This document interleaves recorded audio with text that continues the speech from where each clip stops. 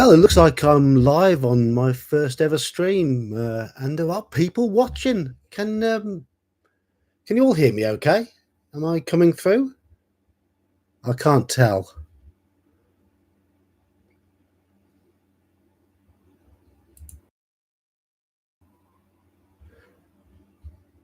Hey, we have a yes. Good evening, all. This is the first time I've ever live streamed anything, and this will probably be a complete mess. But we're going to start somewhere. Basic point of this is to say thanks to people, because when I set the channel up, I didn't expect anywhere near as much feedback as I've had so far. 400 subscribers at the weekend. 50 would have made me happy at the beginning, and the channel has been going now for about a year, so it's going quite nicely. A lot of you have asked a number of questions quite commonly in the comments to the videos I've put up, and I'm going to mention a few things to do with those in this stream. But if there's anything you do want to ask me, just pop it in the chat, because it does look like we've got 5 people watching, which is 5 more than I expected. Firstly, why did I set up the channel in the first place? Well, I don't want to run anybody down or anything, but I was a little disappointed with the reviews I was finding online and discussions about certain adventures. I was running an AD&D campaign, and a lot of the modules I'd run for a few times, and I'm not very good at running something first time through from just reading it once. I'm not very good at visualizing, working out how things are going to work out. So I like to see how other people have done it, get an idea of what people think of it, how to approach certain bits and pieces. And what I was finding in reviews and discussions of modules were lengthy page throughs of the modules rather than discussions of the actual content. And I don't want to watch somebody paging through a module for 40 minutes, 50 minutes, or an hour. I'd rather watch a snappy video of 10-15 minutes where someone discusses more broadly how they do things, and gives a genuine opinion and a breakdown of what's going on. So there seemed to be a bit of a niche for that. So I thought I'd try and fill that niche, and now there seems to be a few of us doing it. I do like some of the thanks, J1066. I don't speak the Queen's English. I do have to say that. I do have a little bit of an accent, but I was watching things like Seth Skorkowski's channel, which is excellent, though he does mostly Call of Cthulhu. I can't compete with his reviews. He's got much more production ability and much better equipment. I haven't got a clue how to use editing software, and I've just got a very basic webcam, half decent microphone. Hello, one thing at a time, whoever you might be. So who have we got? We've got Adam Pendy. Yes, you've commented a lot before. Andy Stevens, Cooler King, Midnight Green, J1066, and One Thing at a Time. 8 people now? Blimey. Right, okay. So I've said why I'm doing the reviews and the reason for my style of reviewing, digestible, just something to give me. And I know a lot of people who watch my reviews know the adventures, so I know it's about nostalgia for most of us, to talk about things we enjoyed when we were a kid. I've got a few notes here. So what are my expectations of the channel? Well, I didn't have any to begin with. I'd like to do a few more streams. I'd like to talk about a few other bits and bobs. I'm running a little out of things that I've reviewed. As you aware, I am quite particular about what I do review, in that I'll only review something I've played, that I've got experience of. I don't think I'm qualified to review something from just reading it. Channel in the future, I don't know where it's going to go. And sadly, for channels to get big, sometimes things have to be a bit clickbaity at times, which I've tried to generally avoid. Though it is obvious, the videos of mine that get the most hits most consistently are the ones which aren't specific reviews. Yes, I do. One thing at a time. I do a bit of homebrew stuff. A lot of it is very improvised and not written down. So I tend to Michael McDonald. Hello, Michael McDonald. I I tend to draw a map, make a few names, and then just make it up as I go along with the homebrew stuff.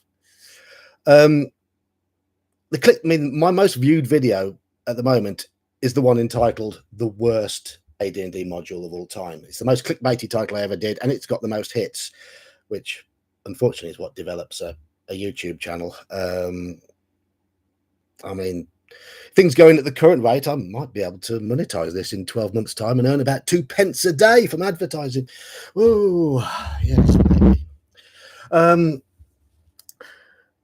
My gaming background is something that people do ask me about quite a lot, so I'm just going to give you a brief rundown on here. I first discovered fantasy through The Hobbit when I was about 9 years old. I just picked the book out of the school library. It took me about 2 or 3 weeks to get started, and once I got started, I was engrossed. Then fighting fantasy books were next. Slightly amusingly, my first proper job was working for the company owned by Ian Livingstone, who wrote the fighting fantasy books. Then I discovered D&D. In 1983, I started a big new school, and there were some kids playing this game with dice over in the corner of one of the classrooms, and I was intrigued. And my best friend bought the basic set, and my mum bought me the BX Expert set, not the Mensa one, the one before, for my 12th birthday. And then I had the Red Box Mensa set for Christmas. I think I got X4 as well, the Master of the Desert Nomads, around that time. Throughout the 80s, I started collecting AD&D stuff. We played a bit of Marvel superheroes, a little bit of Middle-earth, occasionally a bit of Toon, Paranoia, Car Wars, various board games. But due to the nature of the school I went to, it was a sort of school where you've got to pass exams to get there, and it was an all-boys school. People went there from all over the town, and thus my friendship group was scattered all over for miles around, which meant that we could only meet up at weekends, and even then about once a month. So we never really were able to run much of a cohesive campaign, and that's why I fell into using modules quite a lot, because quite simply they would pick up and play, and we only had these short bursts to play in, which is always a bit of a shame. And we also didn't have big brothers to learn the game from, so we were playing what we thought was D&D, and it was very robotic. Bash the monsters, get the loot. Isn't that how kids like to play D&D sometimes? I played through till the early 90s. At university, I went a little bit off the rails, discovered booze, nightclubs, live music. You might have noticed my t-shirts. I do like my music. And I stopped playing D&D about 1992, 93, and threw all my stuff away when I bought a house in 2001, which was very stupid. My stuff was knackered because as a teenager, I didn't look after things very well. By the time I got to about 2011, nostalgia had taken over. I'd played Baldur's Gate through multiple times, Baldur's Gate 2, Neverwinter Nights, which put me off ever playing 3rd edition.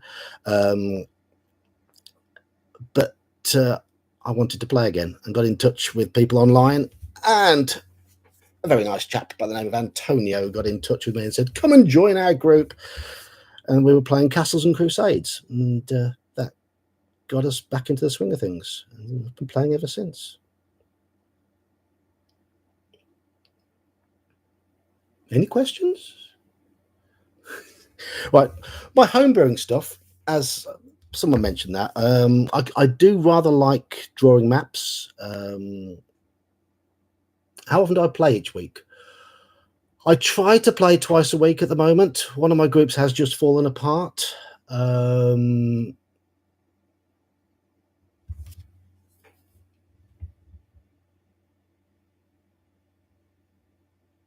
That's an idea. Yeah. Thing is, yeah, Adam, I don't write things down very well. the last time I started a campaign, I basically we were playing second edition. I thought we'd try second edition. Our first edition campaign had just ended in G3. I mentioned that in the review, so I thought I'd run a second edition campaign. And the startup was all the characters are refugees. You're landing on a whole new world. You've been there about 18 months, creating a little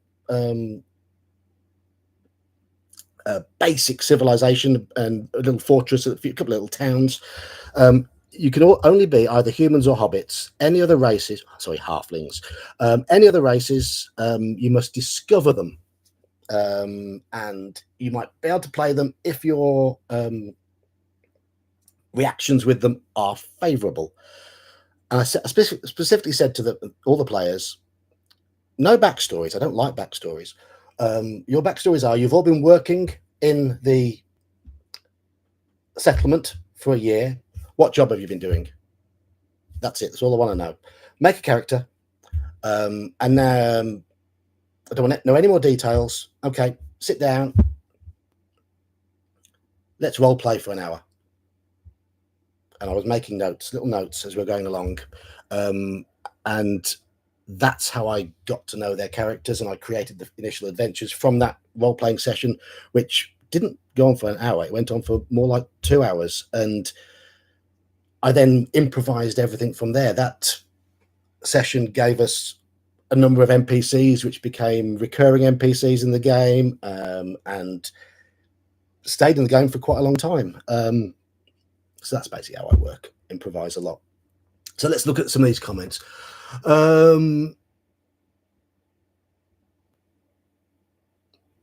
Michael McDonald's, yep, I enjoy writing the reviews. I've got another review script done today. I'll record it tomorrow.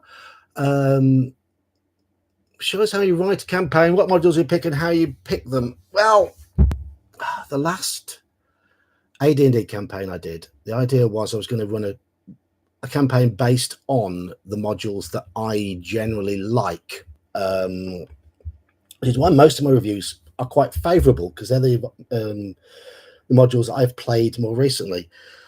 The ways I link them together were quite simplistic at times, and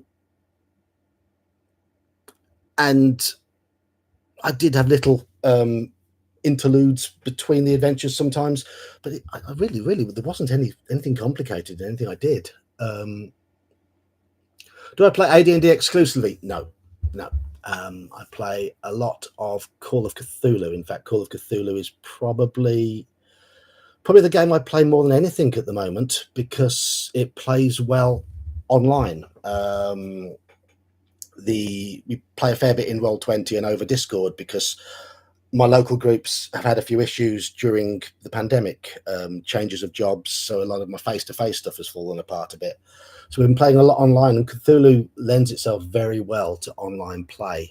And I do like Call of Cthulhu in terms of the fragility of the characters and the whole the simplicity and the imagination that goes into the plays. I find the fact that it's set in a pseudo real world, people improvise really nicely when they're playing it, because they can relate to the world around them very easily. Remembering back at comic books, you saw a lot of gift cards you can go buy.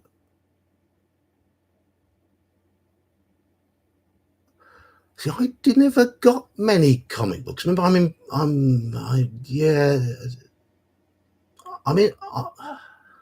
I should reach out to Seth and do a. I'm a bit small for Seth. I think he's got 20,000 plus. I think, and I think he knows Cthulhu a lot better than I do. I was never much one for comics and comic books in the 80s. I think I collected one Marvel series. It's one of the reasons why I don't really like D&D with a comic book style inspiration to it, which I feel like we've got nowadays. My inspiration comes from The Hobbit, Tolkien. I read Fritz Leiber's books in the 80s. I did read the Dragonlance series, when I was about 15. I didn't like the modules, but I think the setting's okay. But those were more my inspiration than comic books. My thought on the new playable races, aka the Drow.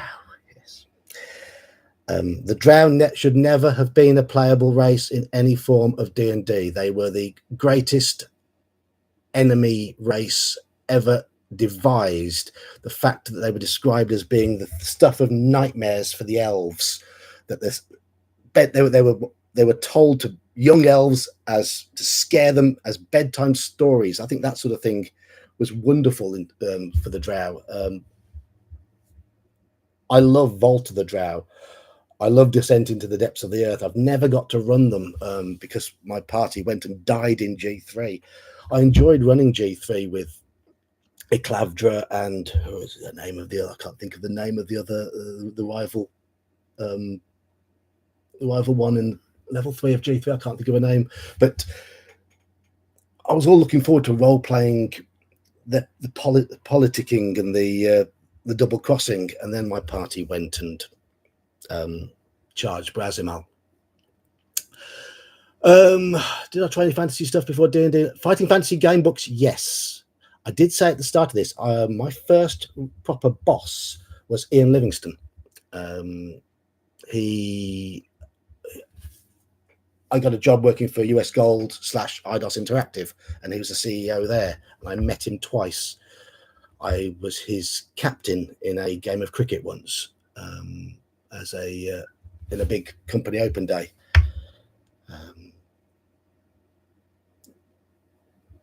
So I used to play cricket, and I was about the only one in the company who did. Bailey, Mr. Bailey, Michael Bailey is one of my players. What's some of my role-playing highlights across your various games? Are you expecting them to be about you, Mike?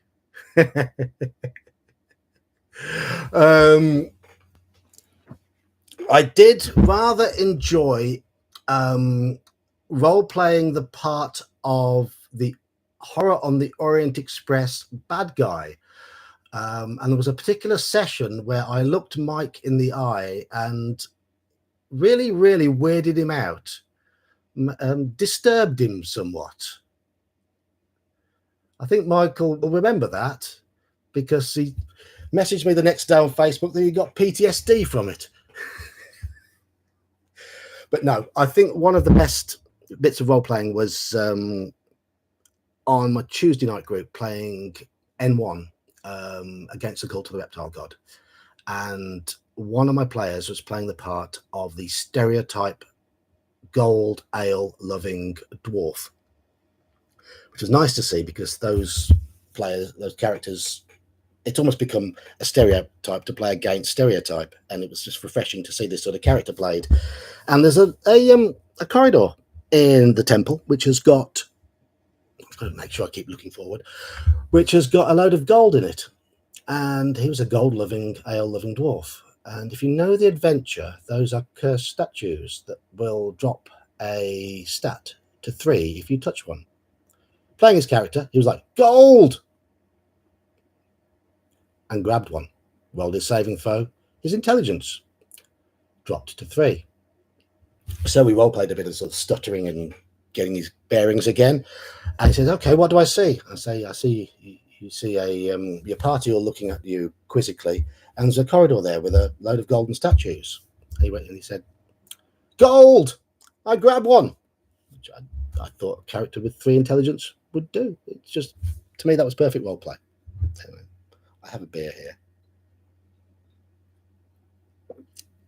Mr. Leonard, hello. Yes, the Horror on the Orient Express prequel is a fantastic scenario. I've now run it twice, both times over Discord. It runs really, really well. Yes, it's a railroad, quite literally, but it is absolutely magnificent. The level of detail is untouched in any other scenario I've ever seen. And someone from Rotterdam. Oh, blimey. You're from all over the world. Jez, 80s comics in Britain was Beano 2000 AD and Eagle. Yes, it was. Yes, I did read the Beano. I did read Eagle. Marvel was hard to get hold of. You had to order it from the local newsagent. Dragon magazine and things like that, didn't see them at all. So when people discuss adventures in Dragon magazine, I'm like, I don't know. I don't know that one. I've not seen it. Because you just didn't get them here. So we do have a different way of, say, looking at gaming somewhat. We've got different influences. Here's a little snippet. Now I've said hello, John B. Thank you. I mentioned The Hobbit was the first fantasy book I've ever read. I've told people this before, but I went to the same school as Tolkien. Yes, it had moved site, but it was owned by the same people. It was essentially the same school. So King Edward's School, Birmingham. Tolkien went there. Little snippet. So I'm biased when it comes to Tolkien stuff. Have I ever run Mordenkainen's Fantastic Adventure? No, I haven't. I'm sorry. I don't own that one, actually. I was bidding on it on eBay recently, and someone sniped me in the last seconds. Thanks, Andy. There'll be another video up tomorrow. Yeah, King Edward's. I'm an old Edwardian. Clever clogs, allegedly. Mostly rugby players and musos, unfortunately. I was an average rugby player and I can't sing or play an instrument, so I didn't quite fit in. But there's a lot of nerds there. We didn't get beaten up too badly for playing D&D, at least for the first couple of years. Hello, Carlos. Mexico. Oh, this is one Brit here. And Mike. What do I think is missing in tabletop RPG today that we had back in the 80s and early 90s? A sense of innocence. That's the biggest thing. When I look back at those old adventures, there's no moralizing in there. There's no this is how you should do things. It's just imagination and freedom. And I think that has gone in a lot of modern stuff.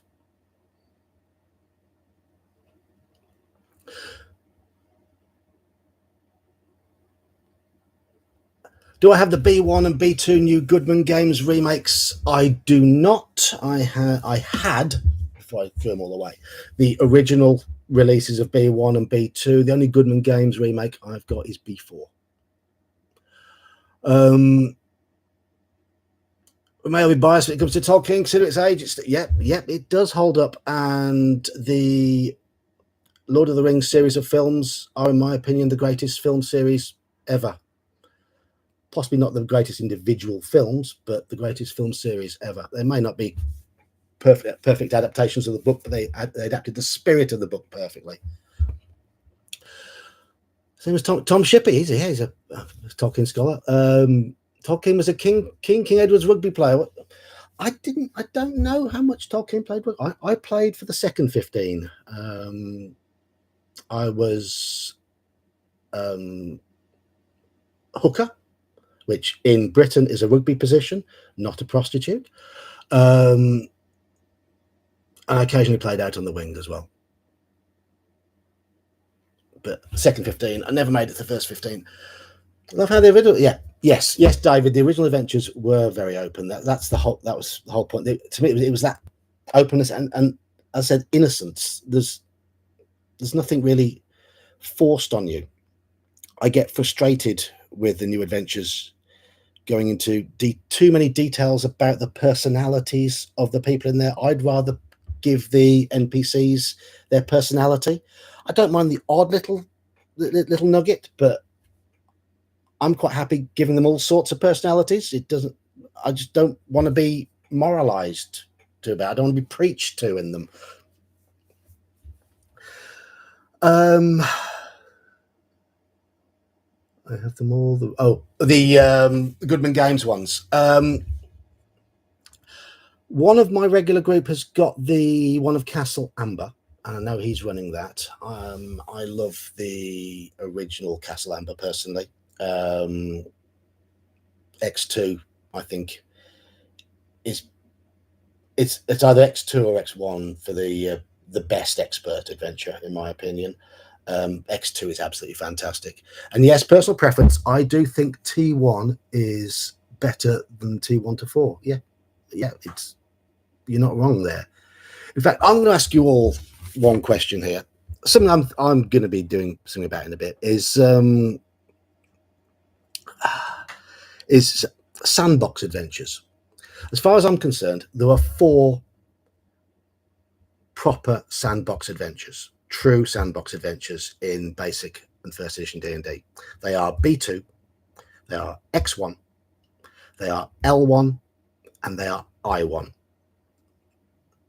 So it's 5 then because there's T1. Which one do you think is the best?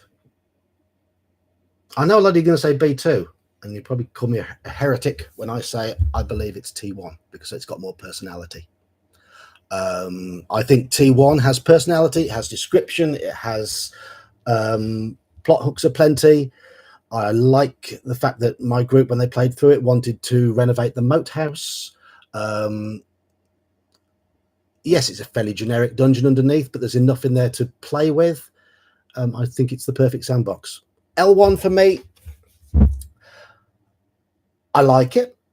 I didn't always gel with Len Lakofka's writing style. I thought he was pretty appalling at coming up with names. But I think L1 is great as a source of adventure seeds and basic adventure locations. I just think T1 gelled a lot better. D1, yes, that is a sandbox. That's a high-level sandbox that I've never managed to run. And for me, the point of a sandbox is to provide you with a bit of a base as well, which is why I1 isn't my favorite sandbox. I like I1 as an adventure, but it doesn't give you a base of operations. That being said, I love a trail road. Not sure what you mean by that. Blimey, 25 people. I was hoping for maybe 2 people watching me rabbit on. 25 people here. Yes. Yeah, I mean, T1 has got lots of moving parts, and I can't say I utilised all those moving parts when I ran them for my party. They tend to be quite direct in the way they played because we only met on a Friday night and we only typically had about 4 hours to play. So they were often quite a case of let's meet somebody, let's find out about an adventure, and let's go and kill things. And I don't mind that because I can bring out the role playing with the NPCs actually in the locations that they adventure in rather than the towns. Let's have a look what else. When I played the original campaign, we played B1, B2, but the keep was placed in. Yeah, I can understand that. I can understand that. Because I didn't get Moldvay Basic, I went straight to Mensa Basic, and I got the Moldvay Cook version of X1, the box with X1 in it. I don't have the same nostalgic love that a lot of people have for B1 and B2 because they passed me by initially. I had that feeling for X1 instead because that was the first adventure I ever read.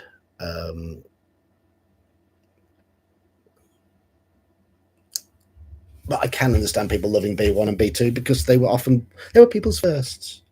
Oh.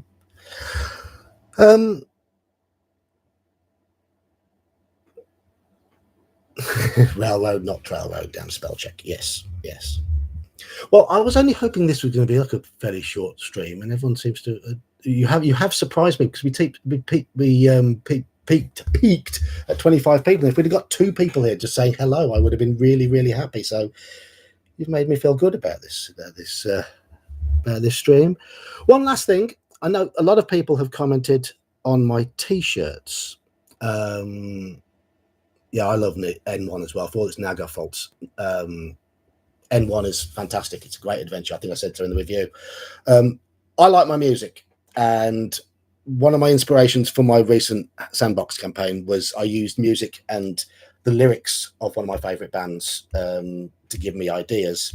Some of you commented on my Joy Division shirt. Proud of that one. I was on the BBC quiz show Mastermind, and Joy Division was my specialist subject. Sisters of Mercy shirt. Yep, that's Sisters of Mercy were the second band I got into. The Cure were the first. But no one's ever mentioned this shirt, and that's the Fields of the Nephilim. I think probably the greatest dark gothic band ever. Currently listening to quite a lot of Tool at the moment, though, and if you know Tool, it's a bit of a slippery slope. UK 6 and UK 7. I didn't get round to running those in my my module campaign because I'd got a lot of modules around those levels already. I was going to run them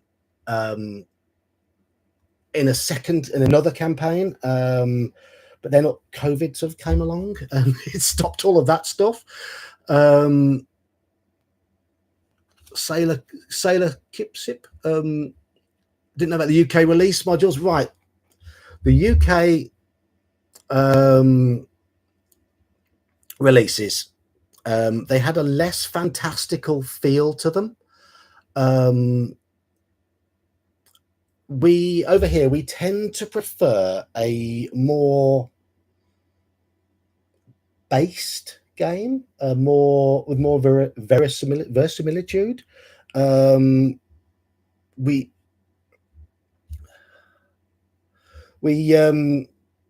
might be a factor. We've got so much medieval history in Britain, and we've got the castles that we can see, that things tend to feel more naturalistic in the UK-based modules. Like U1, for example, it feels like a real place. U2, the lair feels quite real. U3 is a bit odd. And then we've got the Shakespeare influence on UK1. UK2 and UK3 feel very natural. UK4 had this lovely fleshed out location with a believable tower. UK5, a lot of effort was put into the environment.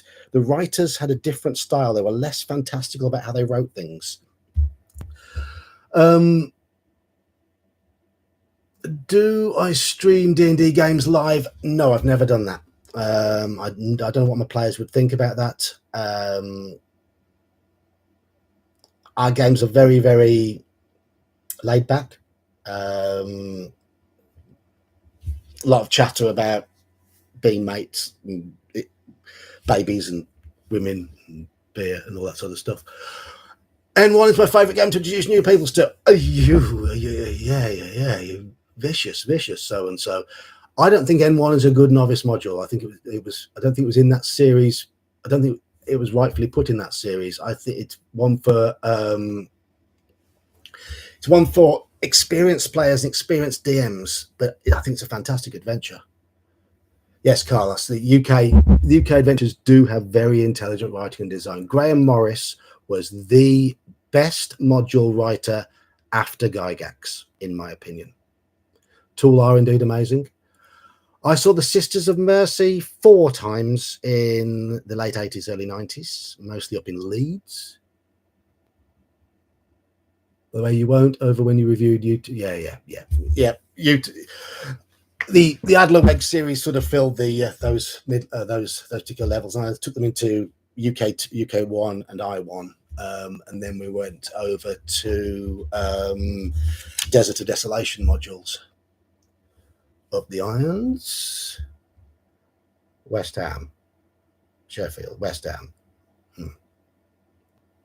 Not much of a football fan unless it's Sutton Coldfield Town. Best music to play in the background for D&D? I'm afraid to say none. I can't play D&D music in the background. It's too distracting. I have a condition which stops me from concentrating when there's music in the background. Yeah, I decided to do it today, David, when I saw I'd got 400 subscribers. I was like, woohoo! Yes, U2 should have used its page count to flesh out the town. Yeah. Mike, I don't know, would we be a boring watch? They could all laugh at your beard and your belly, which is getting smaller, whereas mine's growing. British fancy is always more grubby. Yes. You feel like you get your hands dirty. You're more likely to get a British adventure where the castles have got lavatories. You want, yeah, no.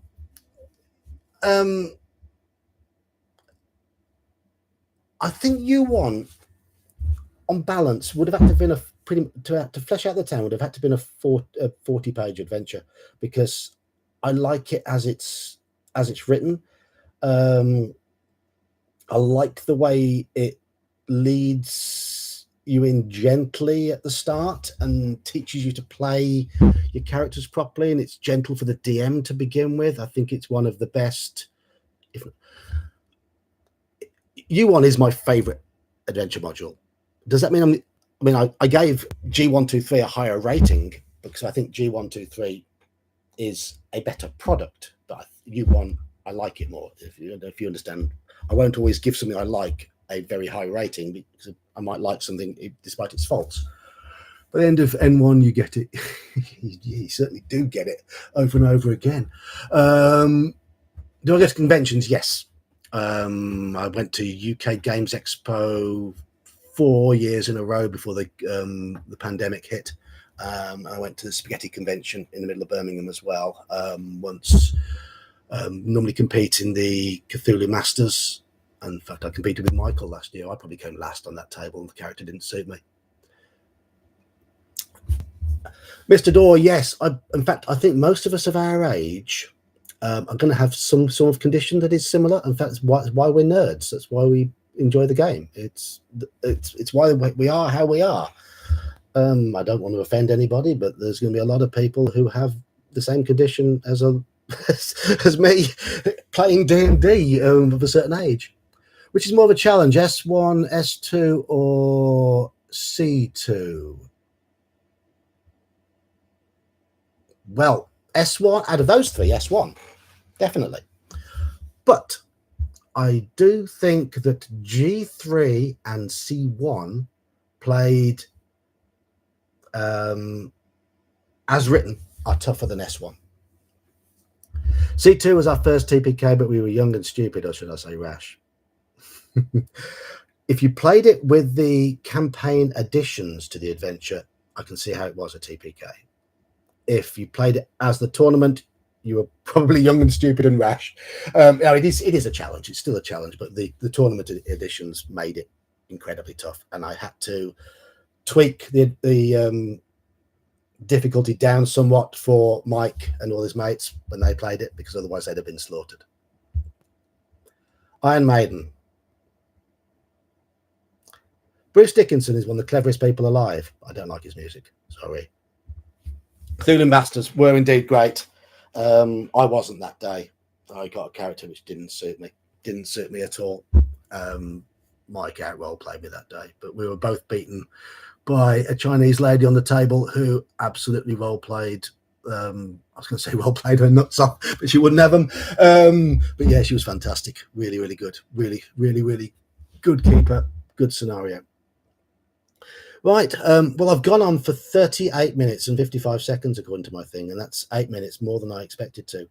I would like to thank you all for popping in. I'm quite glad that I've not been interrupted by my family, because I live in a very small house and they're in the next room. That's why you see all these people with nice studios and whatever.